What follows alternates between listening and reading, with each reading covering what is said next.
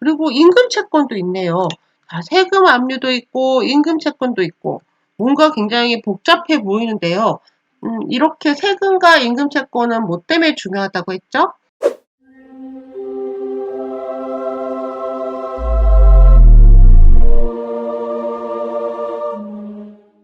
자, 이번 주 온라인 트레이닝 피드백 계속 진행하고 있습니다. 요미짱님 물건이에요. 3주차 현장답사 일지 올려주셨어요. 2018 타경 102460 부산에 있는 아파트고요. 10층입니다. 20층 중에 10층이니까 기준층 로얄층이고요. 감정가 1억 4,600에서 1회 유찰에서 1억 1,680만원으로 진행을 하고 있어요. 전용 11평, 자그마한 아파트죠. 지하철역 가까이 있어서 좋네요. 말소기 준 권리는 근저당이에요. 근저당 밑으로 다 소멸이고요. 이 집에는 임차인이 있습니다. 임차인 3명의 이름이 있네요. 2017년에 전입한 2명, 그리고 2016년에 1명이 있는데요. 손땡땡과 방땡땡님은 모녀 관계입니다. 결국 이 두 건이 같은 건이네요. 두 사람은 모녀 관계라고 해요. 현재 임차인은 이 두 분이고요. 보증금 4천에 월세 30만원으로 임대를 살고 있습니다. 여기에 모르는 사람이 한 명 있어요. 이 모르는 사람은 도대체 누구일까요? 방땡땡님이 전입하기 전에 살던 분일 것 같은데요. 이 사람이 자신의 주소를 이전하지 않으면 그대로 이 집의 주소가 남아있을 수 있습니다. 그래서 모르는 사람이 우리 집에 전입된 상태로 있을 수도 있다. 그러면 이 사람 이름으로 계속 우편물이 이 집에 날라오겠죠?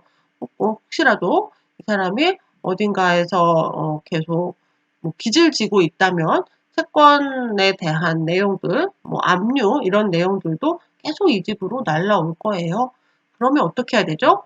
이 사람을 주민등록을 말소해야 되죠. 집주인이 최땡땡님이 이 집에 살고 있지 않습니다라고 주민센터에 신고를 하면 주민센터에서 사실을 확인을 한 후에 주민등록을 말소를 해줍니다. 임차인의 전입일은 2017년 9월 20일이죠. 말소 기준 권리보다 전입이 늦은 대항력 없는 후순위 임차인이고요. 전입, 확정일자, 배당 요구했기에 우선 변제권을 가졌습니다. 그런데 우선 변제권의 순서가 2017년 9월 20일이기 때문에 을 10과 을 10일 사이에 서게 되죠. 앞선 근저당이 먼저 배당이 되고 남는 돈이 있으면 임차인의 보증금이 배당이 될 거예요. 그리고 보증금이 4천만 원이네요. 그러면은 소액 임차인이겠죠. 이 지역에서 2016년 6월 30일 기준으로 보증금이 6천만 원 이하이면 소액 임차인이고 그 중에 2천만 원을 먼저 최우선해서 배당받습니다. 때문에 4천만 원 중에 2천만 원은 최우선해서 배당을 받고 나머지 못 받은 2천만 원은 남는 돈이 있으면 배당을 받는다. 아직 현장 답사를 가기 전이고 사전 답사 일지를 올려주셨네요. 근저당 소멸이고요. 임차인 말씀드렸어요. 최우선 변제권으로 일부 배당될 것이고 미배당분은 월세를 내지 않았을 것 같습니다. 네, 일부 배당이 되고 일부는 미배당인데 아마 그 동안에 월세는 안 됐겠죠. 그 금액이 그리 크진 않지만 그래도 임차인 입장에서는 보증금을 전액 배당받지 못하는 것이 굉장히 안타까울 거예요. 그래도 일부 월세를 안 냈으니까 그 정도 금액은 손해가 좀 덜하지 않을까 싶습니다. 이 지역은 부산의 중심지이고요. 이후 3년간 신규 공급이 많습니다. 실거래가는 1억 4,300입니다. 전월세 가격은 조금 더 조사해 보셔야 될 것 같아요. 실제 부동산 가격은 1억 3,500이고 금매가는 1억 2,500입니다.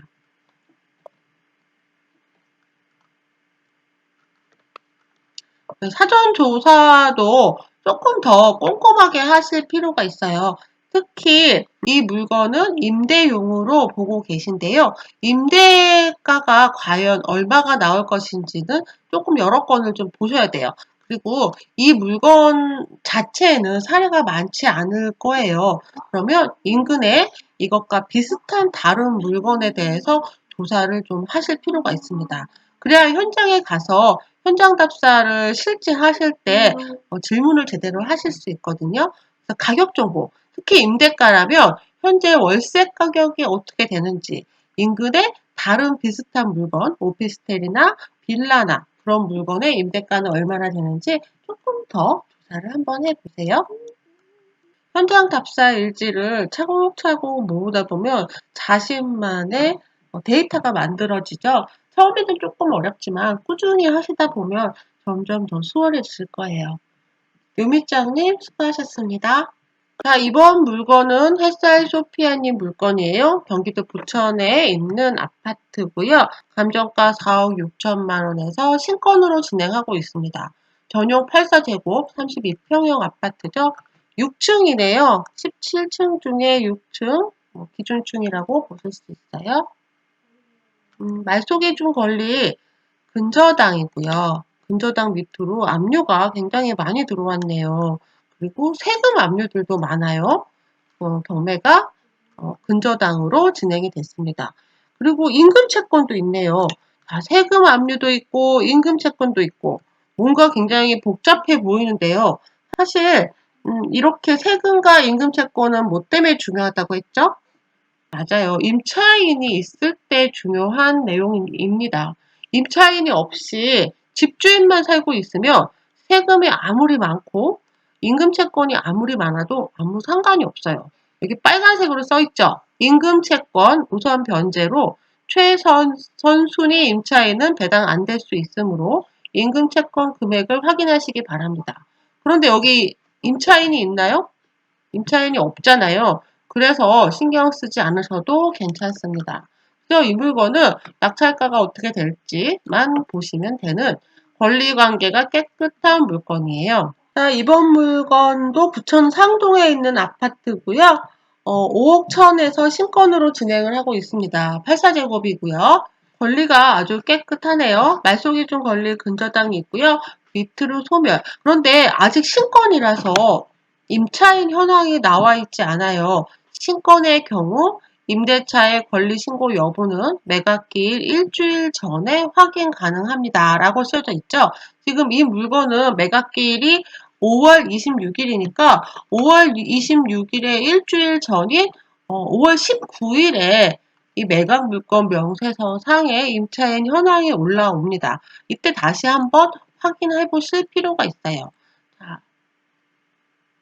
자, 이 물건, 감정가 5억 천인데요. 최근에 거래된 가격이 5억 5천에서 6억, 6억 2,900까지도 거래가 됐거든요.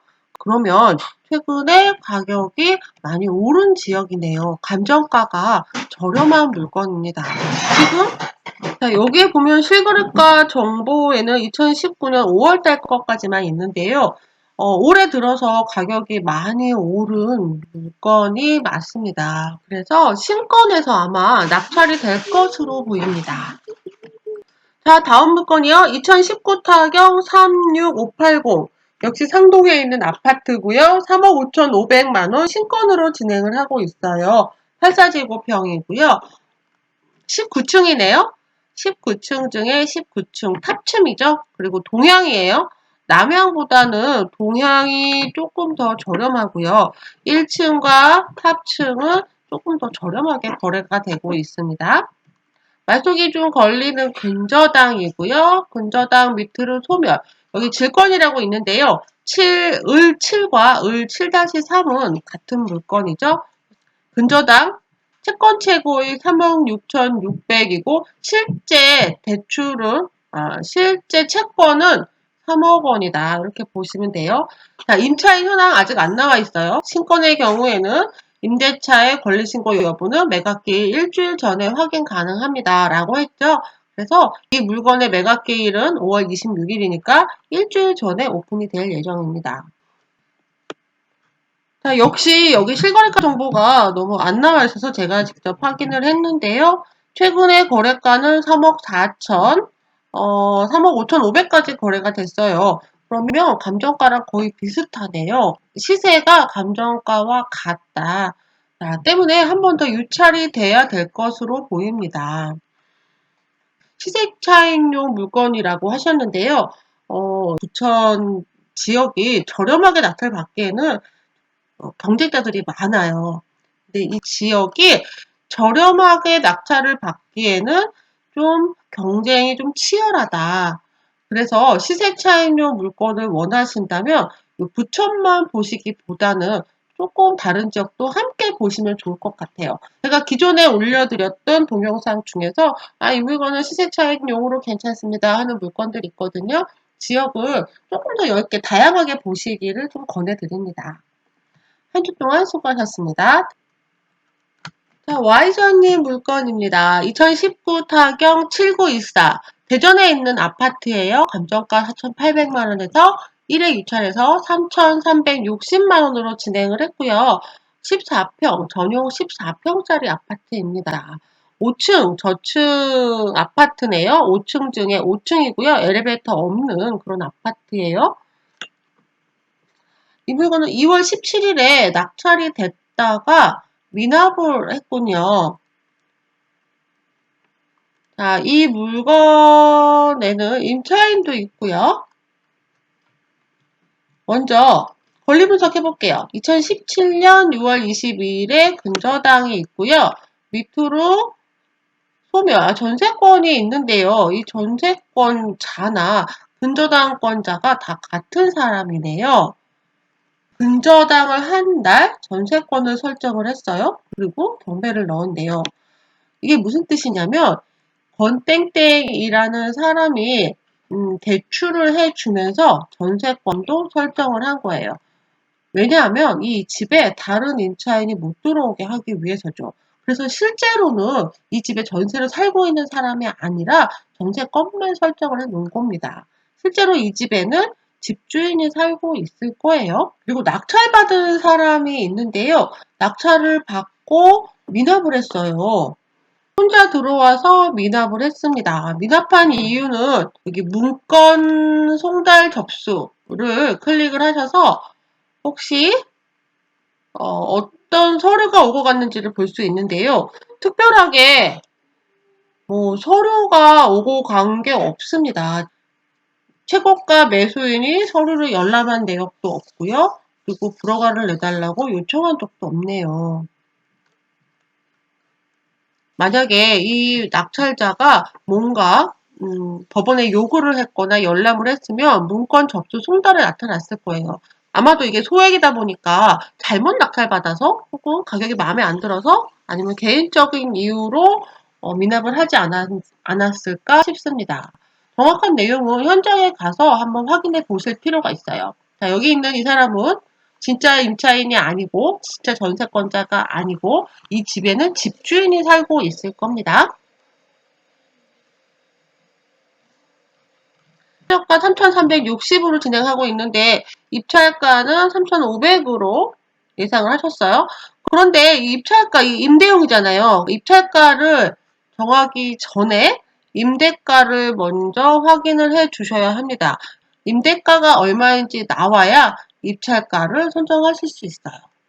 2019 타경 11883 대전에 있는 아파트고요. 감정가 1억 4,100만원에 1회 입찰된 물건이에요. 6층이네요.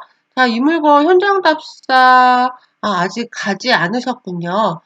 말소기준 권리, 밑으로 소멸, 소유자가 앞서서 경매로 낙찰을 받은 분이네요. 주변 지역 재개발로 상승 효과가 기대됩니다. 실거래가가 1억 4천이고 전세가 7천에서 8,500이라고 하셨어요. 실제 부동산 가격은 1억 3천. 그래서 최대 1억 2천, 최소 1억 1천. 저층 아파트라서 재건축 여지가 있습니다. 베란다 사시 교체를 보아 관리는 되고 있는 것으로 보입니다. 오래된 낡은 저층 아파트고 재개발, 호재를 노리고 투자를 하실 계획이시군요. 그 개발권에 대해서는 조금 시간을 좀 두고 보셔야 된다는 거 알고 계시겠죠? 전세가가 그래도 그렇게 낮은 편은 아니네요. 사전 조사로도 어느 정도 조사는 할 수 있거든요. 하지만 현장에서만 알 수 있는 내용들이 있습니다. 물건의 상태, 특히 이렇게 오래된 물건들은 물건 상태가 어떤지 매우 중요해요. 그리고 여긴 탑층이죠. 누수가 있을 수도 있는 물건입니다. 이번 과제 때 현장 답사를 못 하셨다 하더라도 얼마든지 가실 수 있어요. 반드시 부동산 방문해 보시고 관리사무소도 방문해 보시고 경험이 쌓일수록 다 실력이 됩니다. 자, 이번 한 주도 수고하셨습니다. 날이 정말 많이 따뜻해졌어요. 곧 여름이 올 것 같아요. 현장 답사 많이 다녀오시고요. 물건 검색도 꾸준히 한번 해보시길 바래요. 우리는 다음 주에 또 뵐게요. 안녕.